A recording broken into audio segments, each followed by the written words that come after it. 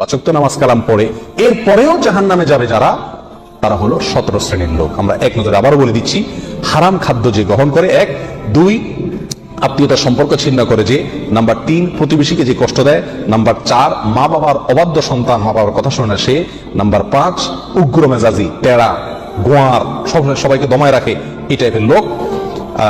Number 6 অধীনস্থদেরকে, প্রজাদেরকে, যে সমস্ত শাসকেরা, যে সমস্ত রাজারা, যে সমস্ত রাষ্ট্রপ্রধানেরা, সরকার প্রধানেরা বা যে যে লেভেলে আছে সে তার প্রজাদেরকে ধোঁকা দেয় যে তারা।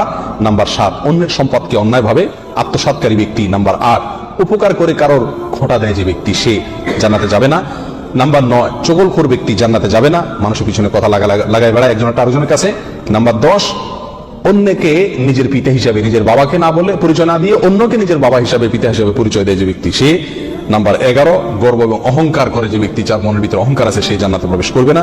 নাম্বার 12 রাসূলুল্লাহ সাল্লাল্লাহু আলাইহি সাল্লামকে যে ব্যক্তি ফলো করে না, তার নির্দেশকে মান্য করে না, সেই ব্যক্তি। নাম্বার 13 অকারণে তালাক কামনা করে, তালাক চায় যে মহিলা, সেই মহিলা। নাম্বার 14 দুনিয়াবী উদ্দেশ্যে যারা এলেম শিখে, কোরআন হাদিস শিখে, এলেম অর্জন করে, আলেম হয়, দুনিয়াবী উদ্দেশ্যে, দুনিয়ার কোনো ধান্দায়, আল্লাহকে খুশি করা ছাড়া অন্য কোনো ধান্দায়, তারা। নাম্বার 15 চুলে বা দাড়িতে কোনো জায়গায় কালো কলম, পিওর কালো কলম ব্যবহার করে যারা, তারা। এবং নাম্বার 16 যে কোনো ভালো কাজ করে সেখানে মানুষকে দেখানো, এটা ফলাও করা, প্রচার করা, এই উদ্দেশ্য থাকে যাদের, তারা। নাম্বার 17 ওয়ারিশকে বঞ্চিত করে তার হক থেকে, এরকম অভিভাবক। এই শ্রেণীর লোকেরা মুসলমান হয়েও জান্নাতি হতে পারবে না। আল্লাহ তাআলা আমাদের সবাইকে এই দুর্ভাগাদের তালিকা থেকে আমাদের নামগুলোকে বের করে আনার তৌফিক দান করুন।